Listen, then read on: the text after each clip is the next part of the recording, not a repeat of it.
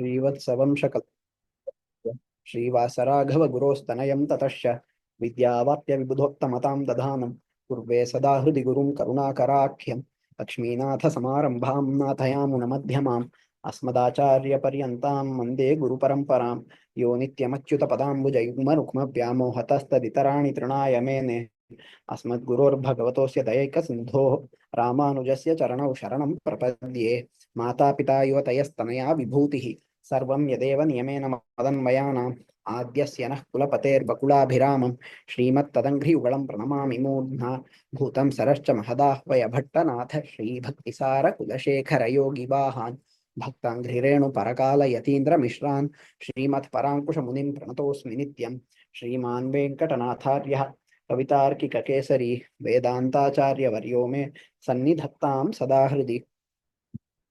Namaste. In the previous lecture, we saw about the creation of Indriyas, about a specific Vedic statement that is talking about the Indriyas, how to interpret it, and also about how many Indriyas really exist. Now, we are going to return to the topic of Akasha. We had discussed a little about Akasha, right? We talked about how Akasha cannot be divided, how it is to be understood. We are going to see a little more. Okay. So we had seen about how Akasha cannot be inferred through any Indriya. I cannot establish, so people argued that I cannot establish the existence of Akasha. I can see in front of me a table. I can see a bird flying. But what is this Akasha? I cannot see it. In this manner, they considered Indriyas one by one and then declared that therefore we have to think that Akasha cannot be understood by any Indriya and therefore it is not known through Pratyaksha Jnana. We answered it by saying that when we look at the blue sky, we are actually looking at space. We are able to see the color, but color is a property, right? This is a very important point. It might look like very obvious, but it is very important. When I look at the sky during daytime and I see the blue sky, I don't see an entity called blue. What I see is the sky. And that sky is blue. That is how I understand it. How are we to understand its implication in Vedanta? It is extremely important. In Taittiriya Upanishad, as per the Bhashya given by the great Acharyas of Vishishtadvaitha, when statements like Satyam Jnanam Anantam Brahman come, we say that Parabrahman, who is described there in the Upanishad, how is Parabrahman described? The Upanishad says Satyam Jnanam Anantam Brahman. In that part, right? How do we understand it?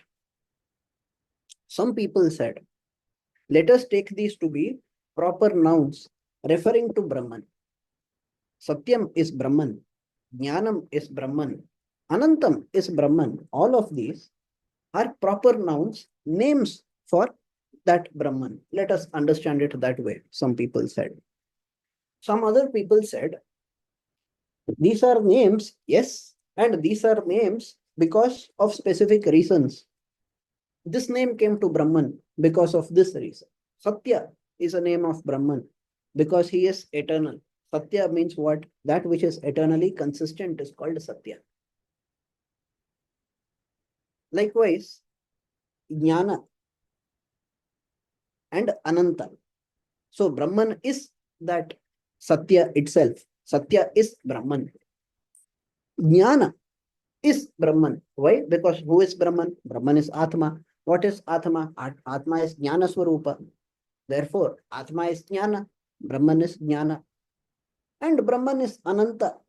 In Advaita, they say, apart from that Brahman, that Atma, Nothing is there. That is the Paramartha. Therefore, whatever is there in Brahman. Therefore, Brahman is Ananta. You could understand it that way also. In Vishishtadvaitha, the explanation is given in a different way. We say Sat indeed means Brahman, but what does it mean? It means that Brahman which is qualified by the property of being eternal. Jnana, what does it mean? It means that which has infinite knowledge eternally. It is qualified by infinite knowledge. It is qualified by consistency. It is also qualified by eternity. When we say qualified by, what do we imply? We imply that it is a quality. And how is this quality explained? We should try to understand that part. The quality is something that exists in an entity. So, Satya, Jnana, and Ananta, all of these are to be taken as Brahman's qualities. Brahman is the entity. The qualities cannot become the entity. So, Satya is not exactly the same as Brahman. Brahman has these qualities, yet is also different from the qualities. We should understand it carefully. So, Brahman is united with and is yet differentiated from all of these qualities. Let us try to understand with the example of a flower. A flower would have many qualities. It would have size, it would have shape, it would have color, it would have softness in the petals, it would have fragrance, all of that. Is color the flower? No. Is softness the flower? No. Is fragrance the flower? No. Is the shape the flower? No. Yet all of these qualities will belong to the flower. So they are not the flower, but they belong to the flower. At the same time, they exist only because of the flower. The flower's fragrance exists only because the flower exists. So they are not differentiated completely because their very existence is defined by the existence of the flower. But at the same time, they do not define the flower. In the same way, when you have Satyam, Jnanam, and Ananta, the possessor of these three qualities, Satyatva, Jnanatva, Anantatva, that being who has all of these qualities is Parabrahman. That is how we should understand it. What does Satya mean in this context? It has said Satyam, Jnanam, Anantam, Brahma. It has said Satya is Brahma. You are saying Brahma is the one who has this quality. Then how can you call him Satya? No. You call it Satya, just like how you call the flower as blue. You call the sky as blue, the flower as red, or something like that. So, Satya means the possessor of the quality of being completely consistent throughout time, eternally existing.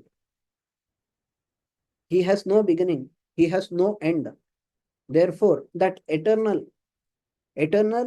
consistency is what is called consistency of existence, is what is called as Satya.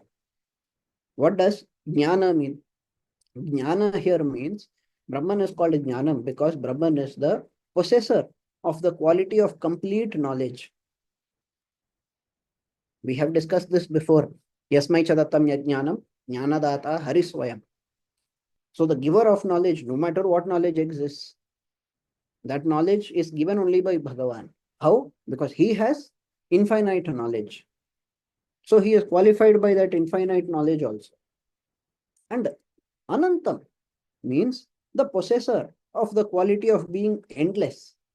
You cannot measure him using any quality. In any quality, he will be having every auspicious quality to the infinite level. Why is this necessary for us? As far as the Upanishad is concerned, it distinguishes Bhagavan from the universe. Why? Everything that is in the universe is otherwise changing. Everything keeps changing. As it keeps changing, it does not have that Satyatva. He has that Satyatva. Jada Vastu does not have Jnana. He has Jnana.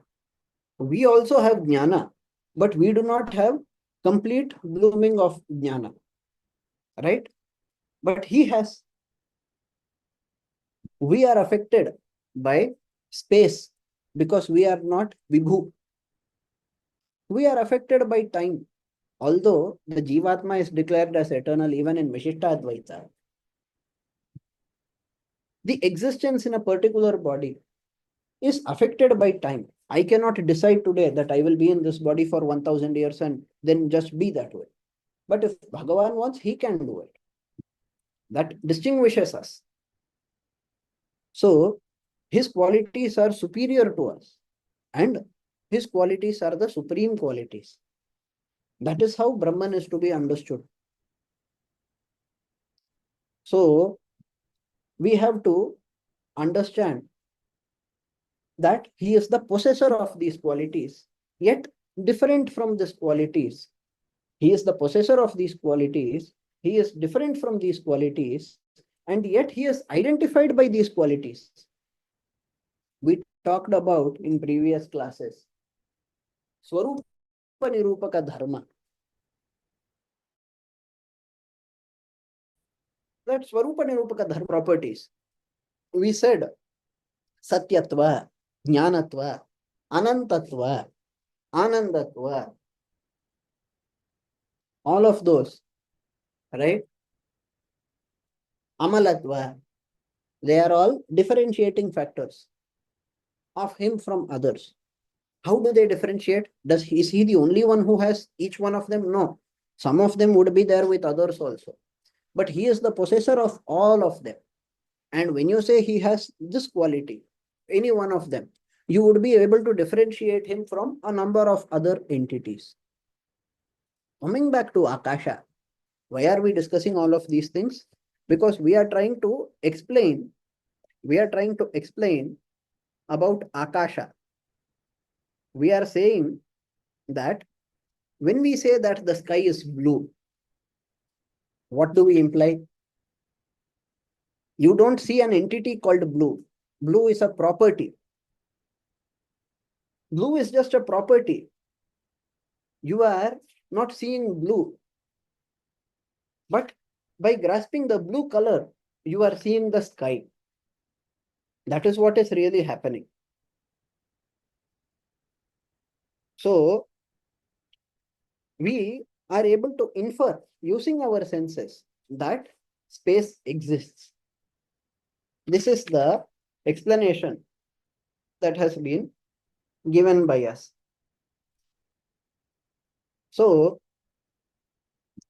if you look at how we are answering, we are saying, look, it has these properties.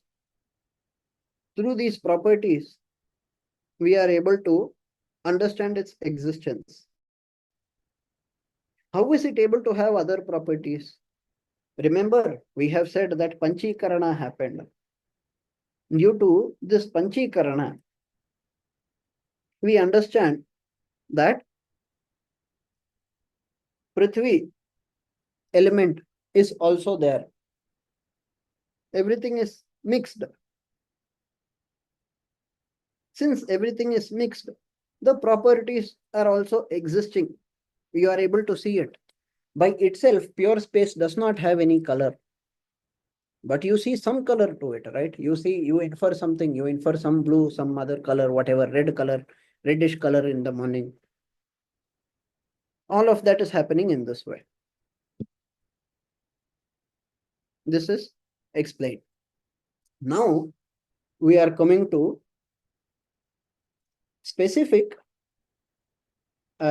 claims. Okay. The first one that we are looking at is what some people who follow Charvaka, oh sorry, some people who follow Buddha and all people who follow Charvaka. The Charvakas declared there is no such thing as space. There is no such thing as Akasha. Why should we believe that there is something called Akasha? Remember, Charvakas are those people who asked, why should we do logical reasoning? Why should we accept it as a means for, why should we accept it as a means for knowledge? Today, unfortunately, the Charvakas are also praised a lot and are presented as though they were equal scholars. They were simply people with slightly a different school of thought and different opinions and so on. But the fundamental problems with Charvakas are not about rejection of the Atma Tattva or about the rejection of the Vedas or about the rejection of the Supreme Being. Their fundamental problem is in rejection of logical reasoning, which needs to be understood by us. So the Charvakas, they declare that Akasha does not exist. What is Akasha? What is space? Do you know what is space?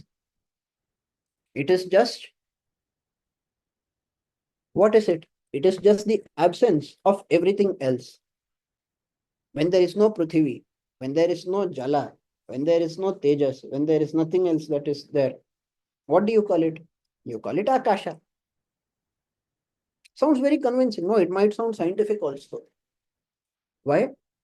What they are saying appears to be the explanation for vacuum. But vacuum is different from space. Vacuum is non-existent. Is it the same as space? Space is not the same as vacuum. There is a difference, right? So, the Acharyas of Vishishtadvaitha explained that. So, we can see in Tattvamukta Kalapa, the refutation is given in this shloka. Sadrupenaiva bhavan bhavati varana bhavamatram vihayah samsarga bhavamatram nacha bhavati yato nasti samsargibodhah atyanta bhavanasha vajana nirapiva satsuteshve vunasyuh तादात्म्या भाव सिद्धिः कथमपि न भवेत् तं तमर्थं विहाय. Swami Deshika says Akasha exists and that is how we infer it. We infer it as existing. Like remember the blue sky, right? Blue cannot exist as an entity, but that means a sky exists. So you say the bird is in the sky. Whatever, I see this in the sky, that is in the sky. That is how we infer it. Do we ever infer it as not existing? We say the bird is in the sky. We say the snake is on land. We say something is, the ant is going underground. But do we ever infer the non-existence of Akasha? The non-existence of Akasha is never inferred by us. We infer only the existence of Akasha. And furthermore, whatever is called as non-existence, that is of multiple types. Non-existence is of multiple types. That has to be understood. They teach it in Nyaya philosophy, in Vaisheshika philosophy. They teach in Vedanta also about the different types of abhava. For existence, you can have many types of existence, but can you also have different types of non-existence? Yes, you can have. The different types of non-existence are pragabhava. Then, as explained here, it is explained as nasha, atyanta bhava, samsarga bhava, and anyonya bhava. there are other types of classifications, Praga Bhava, Pradvamsa Bhava, and so on. We had discussed about Abhava a little before in one of the previous classes. Now, let us discuss about Abhava to understand the existence of Akasha. Praga Bhava means at some point of time it did not exist. Then that non-existence was blocked by something and therefore existence happened. Nasha means in future it is not going to be there. Or maybe today it is not there because in the past it was destroyed. Atyanta bhava means it was never ever there.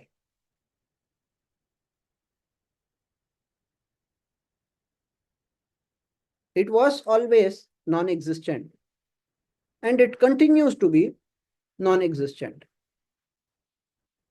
That is how we understand Atyanta bhava. See, all of these three, they cannot be there if existence happens. Sometime, at some point of time, the non-existence is blocked by something and therefore existence happens. Praga bhava. Before it was not there, now it is there. Before there was no fire. Then what happened? Somebody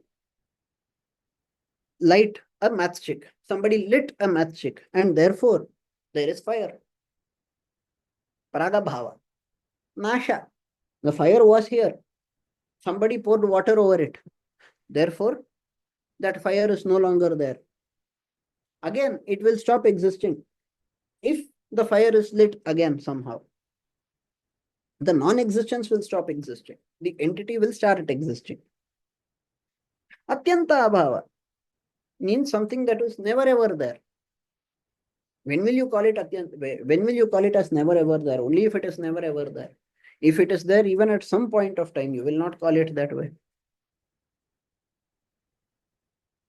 But now, the explanation given by the Charvakas is that the block that prevents Akasha from existing, it is Prithvi, Tejas, Apaha, and so on. So, this up, that is water, or Prithvi, you are calling them as block. Wherever Prithvi does not exist, Vayu does not exist, whatever. Sorry, maybe whether they say Vayu or not, I don't know. Whether they considered it or not. But they have said, wherever these are not there, there is no land, there is no water. Then what is there? There is sky only, no? So, let us try to understand it that way. So, they have said, just because these are not there, that places Akasha. So, what prevents something from being Akasha? The existence of Prithvi, the existence of Jala. They prevent it from being Akasha. In this way, they have explained. Therefore, Swami Deshika says, Prithvi and so on. And when it is there, space is also there at the same time. Therefore, you cannot say that these prevent space from existing. What about Samsarga Bhava? Samsarga Bhava is basically all of these Praga Bhava, Nasha, Atyanta Bhava. They are all called as Samsarga Bhava. They are classified that way. Here, the problem is If you say there is no connection with any entity, it will become problematic. With which entity does space not have any connection? You will have to prove that it is not connected to this entity, that entity, and so on. If you say it exists, that relationship exists, then you will have to define and explain that relationship itself. You are saying that there is a block, something that blocks it from being Akasha. What is it? The existence of Prithvi, for example. So, the lack of connection to this block is what is causing the existence of Akasha, as per the Charvakas.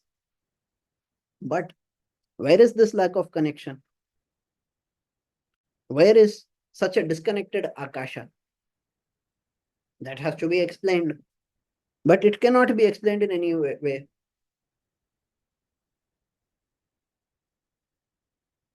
Which block is preventing it from existing? And by disassociating with which that block, is Akasha existing, or is it inferred as Akasha? The absence is inferred as Akasha. That has to be explained by the Charvak. It is not done. Therefore, their argument fails.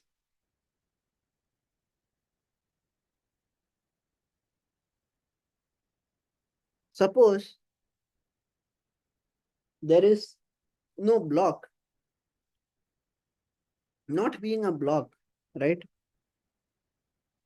That is also a quality. Now, some people say Akasha is that which does not have a block.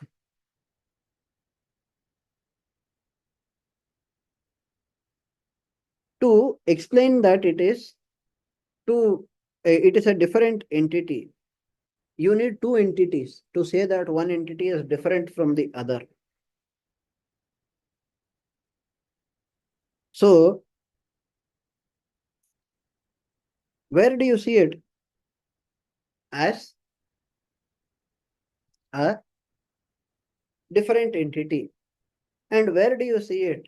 As the same entity. That has to be looked into.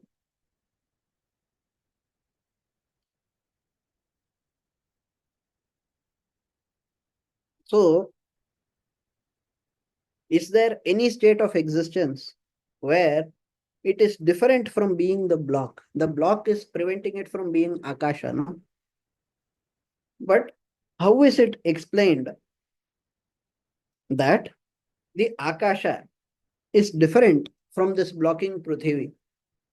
If you say that it is simply the absence of Prithvi, you cannot explain it as Akasha because it could also be Jala. If you explain it as absence of Jala, it could be Prithvi also. If you explain it as absence of all of these, then how do you define that?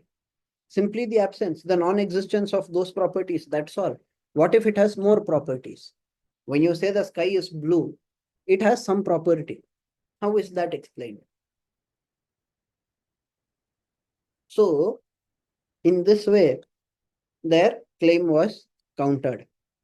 Now the Nyaya Mata came. The Nayayika said, look, Atma is eternal. We know the Atma is eternal. Why? Because it does not have any avayava. It does not have any part. Something that does not have any part has to be eternal. In the same way, Akasha also does not have any part. So let us accept it as eternal. It does not have any creation or destruction. Do you accept it as eternal? We say, look, we should understand it properly. When we say that these exist, we imply, when we say that it is eternal, we imply that The source, root source of it, Vishishtadvaitha, has to be understood properly. We do not say that Akasha, the way we see Akasha here, is eternal. We say that its root source, that Mula Prakriti, that is eternal. If you are going to use logical reasoning, that logical reasoning should have some purpose. If there is no purpose behind the logical reasoning that is done to analyze something, it would be rendered useless. It is called aprayojakatva. It is a problem. So, when they say that let Akasha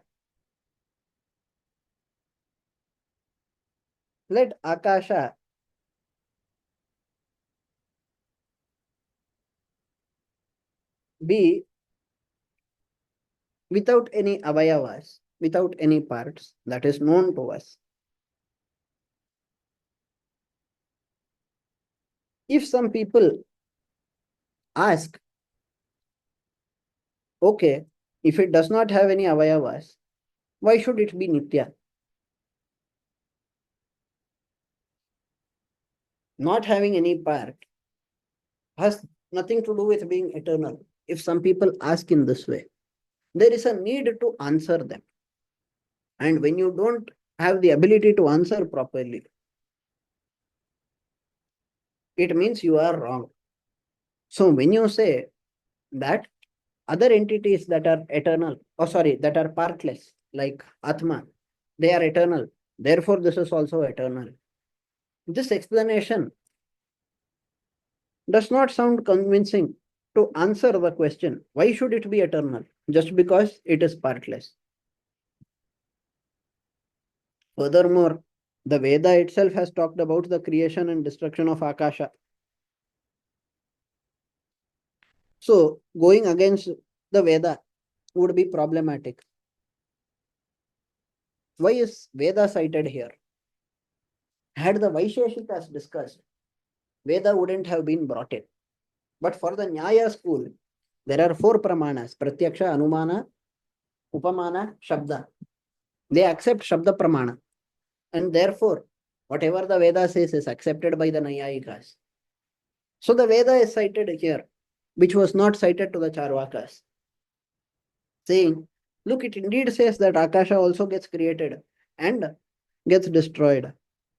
Therefore, if you go against the Veda, you would go against Nyaya Mata itself. That is a problem. When Veda says something, in fact, whenever Veda says something, by using ordinary, common reasons, you cannot refute it. It might seem refutable, but it will not really work.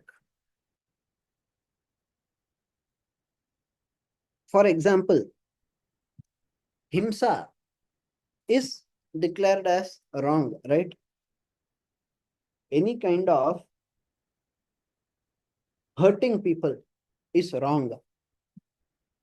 But Veda will also say here and there you have to hurt. By hurting you can get this, by hurting you can get that. Krishna will also say, go hurt your enemy to Arjuna. Are we going to say that it is all wrong? No. Veda will say there are certain rituals. Can we call those rituals as adharmic? No, we cannot. Ravana cut his own heads to offer to Shiva, they say. He cut his own heads one by one. Will you call it adharma? If it had been done out of something like depression, it would have been a different case. But when it was done out of devotion, it couldn't be called as adharma. In the same way, Lord Shiva himself, he performed a ritual, Sarvamedha, if I'm not wrong, in which he offered the entirety of the universe. Who is he? Lord Shiva is the Ishvara. Isha means controller, the controller of the entire universe. He offered the entire universe to Vishnu. He did it in that yajna. Now, are we going to say that just because the Vedas have talked about, even the use of violence, the Veda is wrong there, the Veda is being adharmic there? We cannot say that. Nyaya Mata will say Veda is 100% correct. We also say Veda is 100% correct. So, Veda can never be accepted as wrong. Veda is correct at all points of time. In the same way, here, when Veda itself has declared that Akasha is not Nitya, then you should not use Anumana over and above it. Any kind of logical reasoning that goes against Vedic statements is bound to be wrong. In the same way, when you say Akasha is Vibhu, remember we also said it is Vibhu in some previous class. In what sense are we saying it is Vibhu? We are not saying, look, in reality, Akasha does not exist everywhere. Does it exist everywhere? Where was Akasha before it was created? It was not there. We saw how the process of creation happened. Does Akasha exist in your Vaikuntha? Another question. So we say, look, when you reason things and then think Akasha is everywhere, it is wrong. Furthermore, something that has no action cannot create another thing that can have action. An actionless entity, an entity that is void of the ability to perform any action, cannot create an entity that can perform action. That would be a logical fallacy. That is very important for us to understand. Therefore, saying that Akasha is eternal and it has not changed at all, and that an actionless Akasha cannot create a Vayu. These kinds of statements are all incorrect. The Veda has clearly said Akashat Vayuhu. We have seen this before in our previous classes. Therefore, we understand that the Anumana that is performed by the Nayayika has to be in accordance with the Veda. So to the Nayayika, a small logical explanation was given and a longer explanation based on the Vedic statements. You cannot go against the Vedas. That has been said.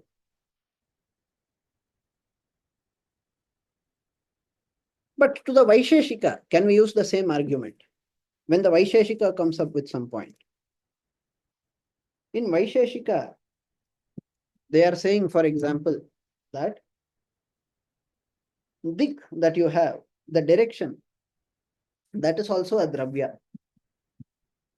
We are calling it as east, west, and so on. East, west, north, south, northeast, northwest, southeast, southwest, up, down. 10 directions are discussed.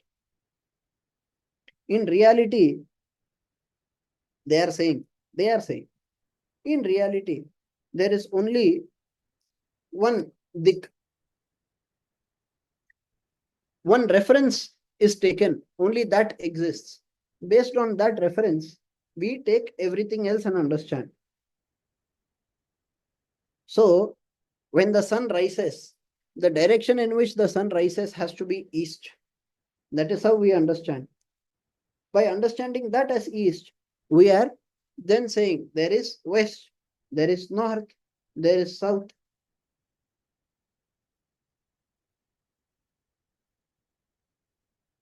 So, In the same way, by using these directions, we are saying something is nearby, something is far away, and so on. Since we are saying something is far away based on direction, since we are saying the bird is flying based on the sky in which the bird is flying, here you are saying that some entity is far away based on the distance. How is distance calculated? Based on directions only.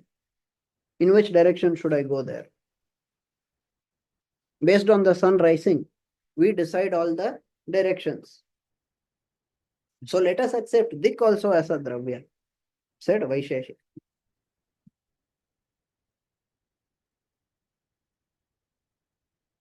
Vishishtadvaitha says, we do not need to consider something called dik separately. Its existence, believing in its existence, is not going to be of any particular use anywhere. How or why?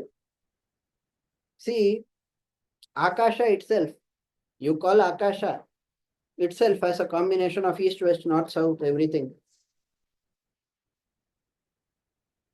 Even if you say there is only one dik,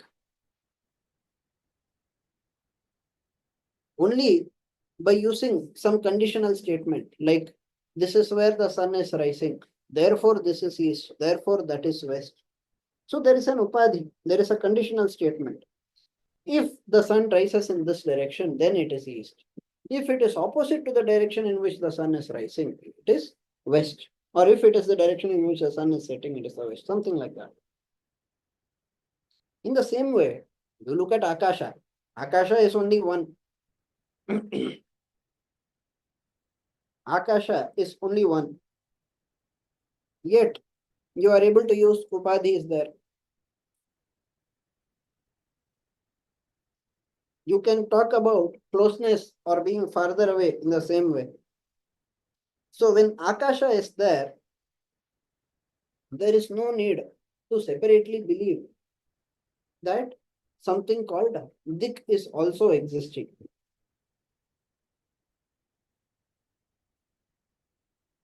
Akasha is spread out everywhere here in the physical universe, but not completely everywhere. What if you want to explain about dik in a region where Akasha does not exist?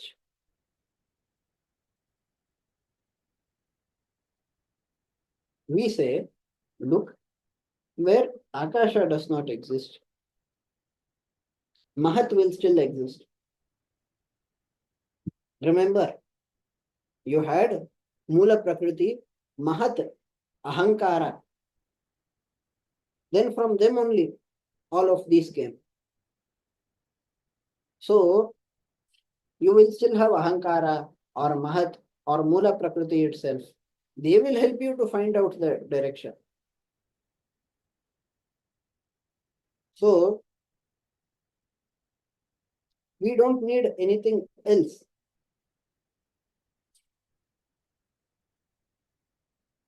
Brahma Swarupa is also everywhere.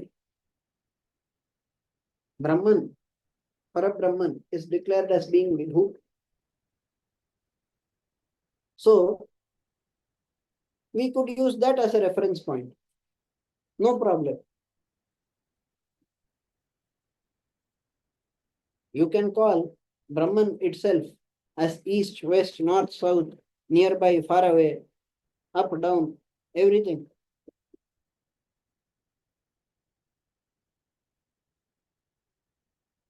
So we don't need a separate entity called Dik. If we are to believe in a separate entity, it is going to be understood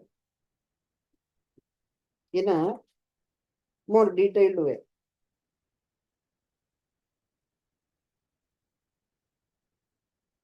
We will discuss that in the next class.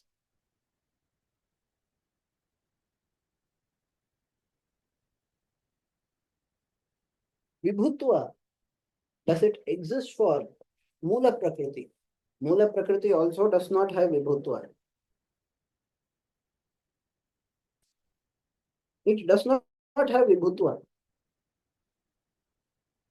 So, calling Akasha as Vibhu, when we do it, it is like saying the Devas are Amaras. Devas are not Amaras, they also have death. But we call them as Amaras. In the same way, we could call Akasha as Vibhu. When compared to you, it looks that way. But it is not.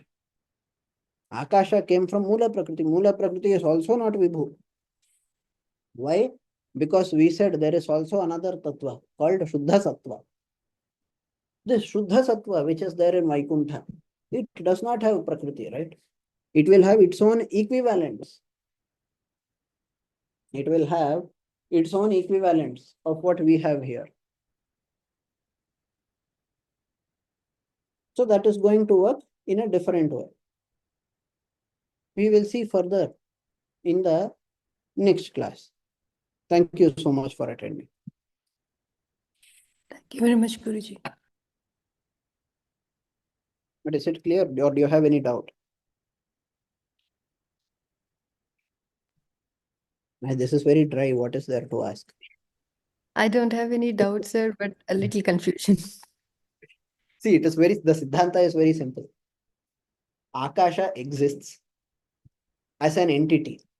Space is existing. Inside space only, your bird is flying and everything. Akasha is not eternal. Why?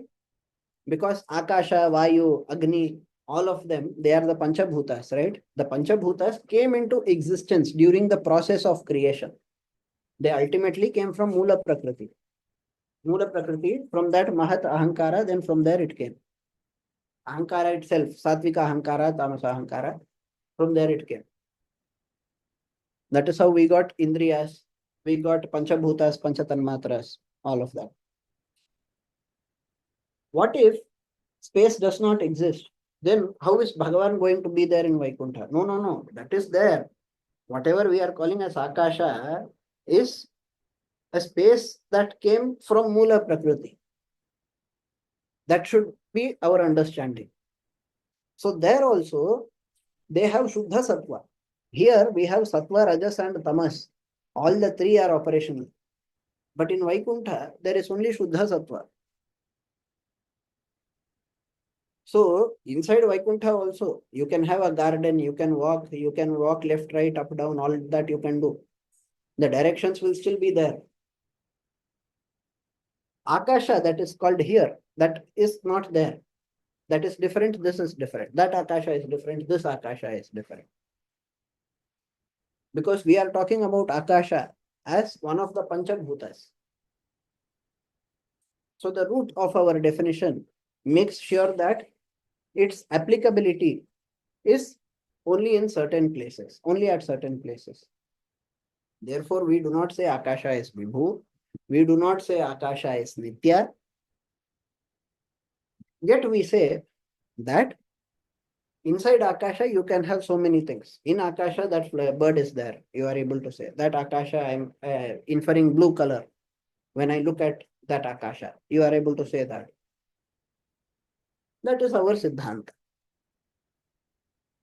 When we talk about Akasha, therefore, we say, no, it exists. It is not absolute non-existence. Maybe that is vacuum. But even in science, vacuum is different, space is different. No? For some region of space, there is vacuum. Maybe they will say that way. Then the Nayayikas, they said Akasha is eternal. We said it is not eternal because the Vedas have declared it so. When the Vedas have declared it to be so, how can you go against it? You to accept the Vedas. If you were a Charvaka, we could have let you be. But you are calling yourself a believer of the Vedas. Therefore, don't go against the Vedas. The Vaisheshikas said we should believe that directions are also dravyas. If you can accept space, why can't you accept direction? We said we have to accept space, because if we don't accept the existence of space, explaining several things will become impossible. But even if we deny the existence of an entity called direction, we will still be able to explain the directions themselves. I don't have to believe that an entity called direction exists for me to be able to explain the directions. That was our response. Is it clear now? Yes, sir. Thank you very much. Sir, I have one question. Hmm. So, is this Vaikunta different from Paravaikuntha? No, If no. this is When I say Vaikuntha, by default, I am referring to Paravaikuntha only. okay, sir. Okay, sir. Thank you. By default, when we say Vaikuntha, we mean Paravaikuntha. When ISKCON people say Vaikuntha, they will refer to Karya Vaikuntha. Oh, okay, sir. That difference is there. Because Paravaikuntha, they will not call it as Vaikuntha, they will call it as Golok. Yes, sir.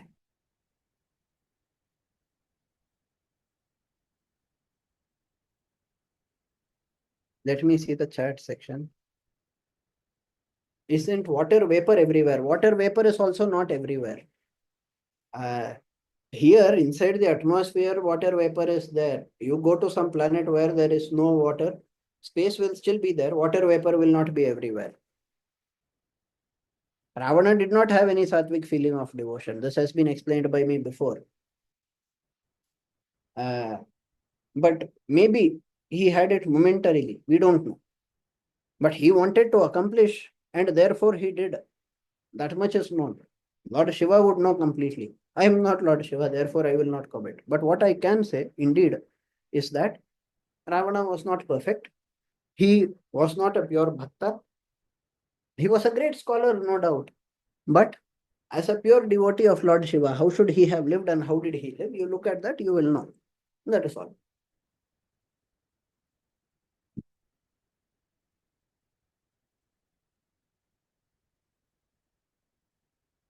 Okay, then thank you so much for attending. Thank you very much, Guruji. Jai Shri Ram.